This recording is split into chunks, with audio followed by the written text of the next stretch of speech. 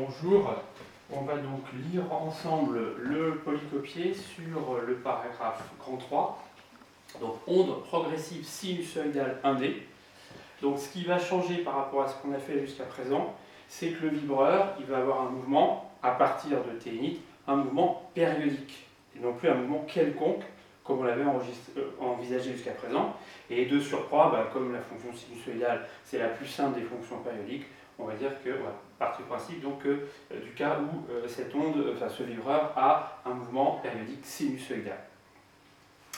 Alors, on va se mettre maintenant dans le cadre de ce qu'on avait fait jusqu'à présent. La source donc S' est animée d'un déplacement transversal sinusoïdal à la pulsation oméga à partir d'un certain instant. D'accord? Bon, ça on l'oubliera peut-être un petit peu par la suite, mais pour l'instant, on va bien le prendre en compte. Donc le YS' de t pour t inférieur à t init, C0, on sait que c'est l'extension qu'on donne, a priori on sait que comme le milieu doit être sans mouvement lorsqu'on démarre, il faut forcément que la source soit sans mouvement avant le démarrage. D'accord? Donc on a dit que cette extension elle était tout à fait normale et naturelle. Ensuite, YS' de t, à l'impulsion t init, le vibreur démarre.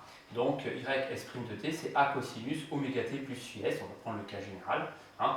Si on peut imaginer que par exemple A cosinus oméga t init plus phi s va être 0, si on veut qu'il y ait une continuité du vibreur, la position du vibreur. Voilà, on reconnaît donc grand A, l'amplitude du mouvement de la source, grand T égale 2pi sur oméga, c'est la période, et F, c'est l'inverse de la période, c'est la fréquence. On se place toujours dans le cas où l'onde se propage à la x croissant à la vitesse c, et on va, comme d'habitude, chercher la fonction f, puisqu'on sait que c'est notre cheville ouvrière pour les ondes progressives. Donc je rappelle la définition de f, l'onde yxt égale f de t moins x sur c, on va l'appliquer en x égale xs, d'accord? Donc en x égale xs, l'onde yxs de t, c'est le vibreur ys' de t, donc ça fait f de t moins xs sur c, puisqu'on est en x égale xs. Donc on a vu qu'on peut facilement trouver f de t en faisant t, en remplaçant t par t plus xs. À ce moment-là, ça fait f de t égale y' de t plus xs sur c. D'où on reprend l'expression qui est là, on remplace par un copier-coller t par t plus xs sur c, ce qui nous donne ce qui est ici. Voilà, je crois qu'il n'y a pas de commentaire particulier à faire. Ici, j'ai remplacé t par t plus xs sur c, là aussi, et là aussi. Voilà. Ensuite, on remet ça un petit peu simplifier un petit peu. Donc, ça me fait ici pour t inférieur à t init moins xs sur c, et puis a cosinus oméga t plus phi, on va voir ce que vaut phi. Bon, pour t supérieur donc à t init moins xs sur c, phi, ça va dépendre de choses qui dépendent de la source, xs sur c plus x. On retiendra donc que pour t assez grand, la fonction f est sinusoïdale de même pulsation que la source oméga. Donc, les profils temporels qui se déduisent de f par décalage seront également sinusoïdaux de même pulsation oméga que la source. Alors on vérifie. On applique pour avoir l'onde yxt égale f de t moins x sur c. Donc dans l'expression de f ici, qui est là, je vais remplacer t par t moins x sur c. Je vais le même copier-coller que tout à l'heure. Donc je remplace ici t par t moins x sur c, là également, et là également. Ce qui me donne donc l'expression de l'onde pour tout x supérieur à xs et pour tout t. Voilà ce qu'on va réécrire de la manière suivante. Alors ici j'ai fait apparaître t moins t init, donc l'intervalle de temps on va dire après le démarrage de l'onde. Voilà, et puis ici on voit que c'est x moins xs, c'est la distance entre m et xs. Voilà, et puis ici donc si on développe, ça fait oméga t plus un certain terme qui va dépendre donc de phi de x, de phi, enfin un terme qui va dépendre du grand x ici. On va voir ce que c'est. Là aussi j'ai réarrangé ce qui est ici. Voilà, et phi de grand x en l'occurrence, si on développe, ça fait moins oméga sur c plus phi, le phi étant lui-même donné ici. D'accord? On ne va pas retenir bien sûr tout ça. On retiendra donc pour t suffisamment grand, en fait on va un petit peu oublier cette limite. On va supposer que pour t suffisamment grand, tout le milieu en fait est parcouru par l'onde, d'accord? Donc si je faisais une manip avec l'ondoscope par exemple, Évidemment, j'agiterai donc l'ondoscope en permanence sur une extrémité. On aurait donc une onde qui se propagerait, et si l'ondoscope n'est pas trop abîmé, l'onde, il y a un dispositif qui l'absorbe entièrement quand elle arrive à l'autre extrémité, et donc on observe en fait ça au bout d'un certain temps. Hein, le front d'onde, si vous voulez, a parcouru tout le milieu, qui est notre milieu de propagation, au bout d'un certain temps fini. Voilà. Et donc ce qu'on observe en fait, c'est ça. Voilà, donc yxt, c'est f de t moins x sur c, et cette fonction f, c'est une fonction sinusoïdale essentiellement de même pulsation que la source. Hein, voilà ce que j'ai mis ici. Voilà, donc, le phi de x, on n'est pas obligé de retenir son expression.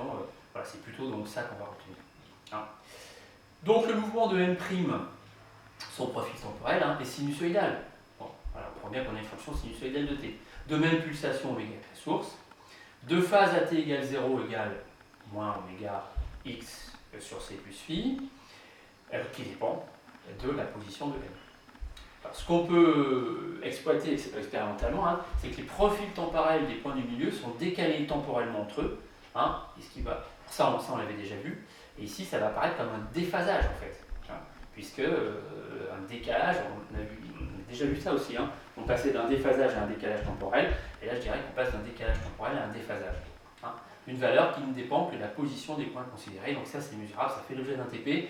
Donc je verrai un petit peu ce que je vous ferai là-dessus. Alors, périodicité. Alors maintenant, qu'est-ce qu'on va voir en fait? Ce qui va être, comment dirais-je, d'un point de vue un petit peu synthétique, si on a une périodicité temporelle de la source, on va en fait observer à chaque instant une périodicité spatiale du milieu. Hein. Cette périodicité temporelle de la source va se transformer en une périodicité spatiale du milieu. Alors, on va réécrire, pour voir ça, on va réécrire donc yxt.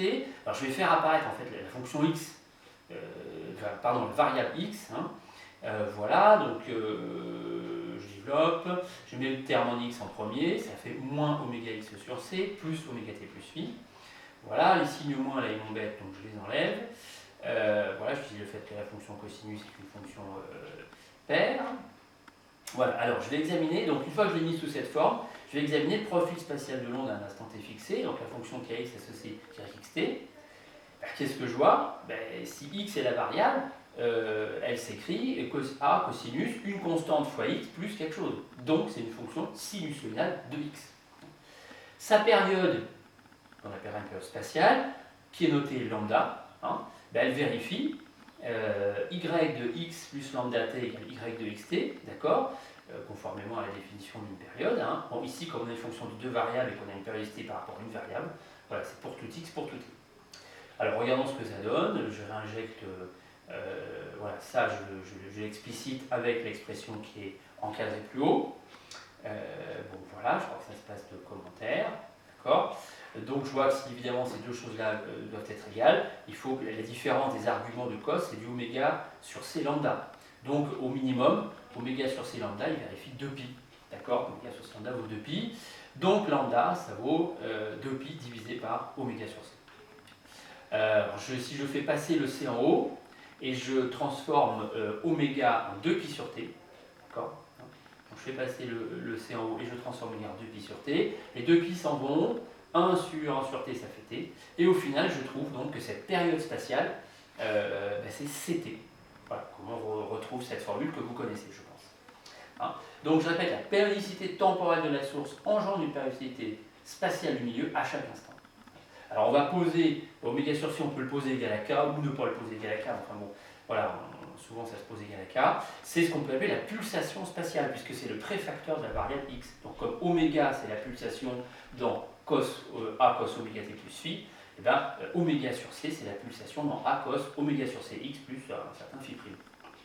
Voilà, et bon, on n'a pas besoin, il se trouve que le vecteur k fois i, avec i plus i étant dans le sens de la propagation, ce qu'on appelle le vecteur d'onde. Là, ici, c'est pas une chose utile, mais enfin, on peut le trouver dans certains outils. Alors, j'avais oublié de le dire, mais bon, lambda, c'est ce qui s'appelle la longueur d'onde. Hein, donc, notez-le, j'ai oublié de l'écrire. Bon, ce qu'il faut bien voir, c'est que c'est la période spatiale. Hein, c'est ça qui est important. Alors ensuite, bon, par curiosité, regardons notre f-tilde. C'est vrai que je vais faire un raisonnement qui ne s'appuyait pas sur f-tilde, mais enfin, on va va quand même voir ce que vaut ce f tilde dans le cas d'une fonction, d'une onde sinusoïdale. Donc, on sait que f tilde comme f, on vérifie donc ça, d'accord? Donc, on l'a déjà vu, hein? Donc, voilà, donc le f tilde x moins ct vaut le f de t moins x sur c. Donc, si je remplace x par x plus ct, j'en déduis f tilde de x. Donc, f tilde de i vaut moins f de x sur c qu'on a déjà vu. Donc, la fonction f, elle est encadrée là-haut. Hein? Donc, je remplace t je remplace, pardon, f, non, la fonction f, pardon, la fonction f, elle est ici. La fonction f, elle est là, voilà. Pardon, la fonction f, elle est là. Donc, voilà, je remplace donc t par moins x sur c. C'est bien ce qu'on a de cette fonction f qui est ici. Voilà. On le simplifie en disant que cosinus est une fonction paire. Voilà, ça me fait ça ici. Donc je vois qu'f tilde a cette forme-là. Hein. Donc c'est une fonction sinusoïdale de x avec une pulsation, le préfacteur de x, pulsation spatiale, donc oméga sur c. Hein. Donc la période spatiale, je ne l'ai pas écrit ici, période spatiale, c'est 2π divisé par cette pulsation spatiale, 2π divisé par oméga sur c, et c'est toujours lambda. Hein. Voilà, donc tous les profils spatiaux qui se déduisent de f tilde par décalage sont périodiques de période lambda. Voilà, c'est une autre façon encore de vérifier cette périodicité spatiale. Voilà, donc ces deux choses, périodicité temporelle de chaque point de la source à la pulsation oméga, périodicité spatiale du milieu au bout d'un certain temps, avec une valeur lambda qui vaut c fois t, c c'est la célérité de l'onde, et grand T c'est la période du vibreur. Alors, si l'onde se déplace dans le sens des x décroissants, bon, on ne va pas tout recommencer, hein, c'est assez voisin, d'accord? Donc, bon, voilà, hein, au lieu d'avoir la fonction f, on a la fonction g, hein, donc on fait un copier-coller en quelque sorte. Hein. Voilà, hein, je vais chercher g tel que y de xt vaut g de t plus x sur c. En x égale xs, à ce moment-là, eh bien, je trouve une équation satisfaite par g. Hein, voilà, exactement comme f. Donc g de t, bon, là c'est un petit peu différent, évidemment ce qui va changer entre le cas de f et le cas de g, bah, c'est le signe. Hein, donc g de t, c'est y exprime de t moins xs sur c, et puis d'où, etc. Donc on recommence la même chose, mais on ne trouve rien de différent, c'est-à-dire par rapport à cette périodicité de chaque point, c'est égal à grand T, c'est 2π sur oméga, c'est celle de la source, et puis également périodicité spatiale de longueur lambda, la période c'est lambda, la période spatiale c'est lambda, c'est la longueur lambda. Voilà, d'accord. Alors, bon, l'idée un petit peu maintenant de ce paragraphe 3-4, c'est d'appliquer tout ça à quelque chose que vous avez vu l'an dernier, mais que vous n'avez peut-être pas pu expliquer, entre guillemets, c'est l'effet Doppler.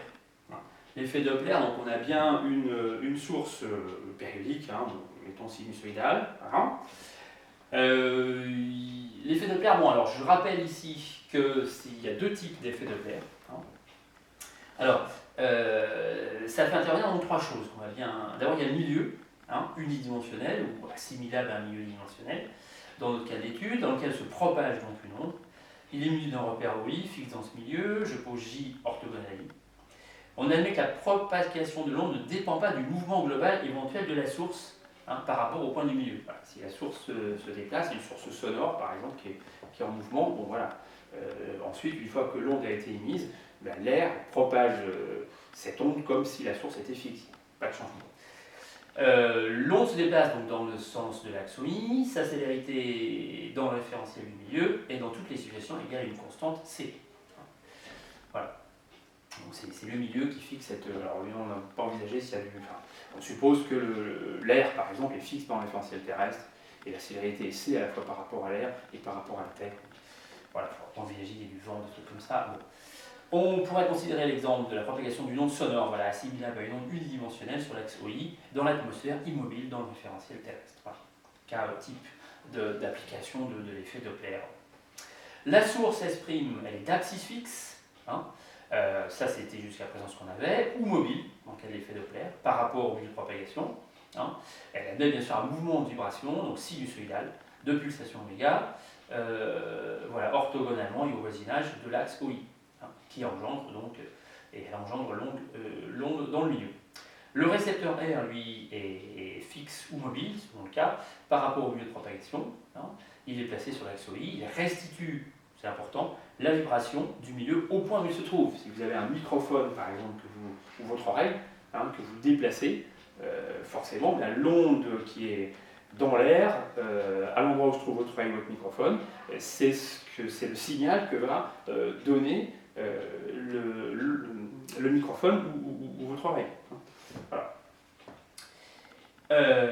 Alors, il y a deux types en fait d'effets Doppler. On va envisager le premier type qui est le plus simple. On envisage le cas où donc, la source exprime est d'abscisse fixe par rapport au milieu, et c'est le récepteur qui est mobile par rapport au milieu. Hein, à la vitesse, donc petit v, collinaire à OI. On pose donc V vecteur égale VI, V est une montre algébrique. On se propose d'exprimer la fréquence de la pulsation de la fonction, sinusoïdale peut-être, mesurée par le récepteur R en fonction de la fréquence de la source S'. Rajoutez un prime ici, en fonction de la source S'. Voilà, et on démarre donc sur l'activité.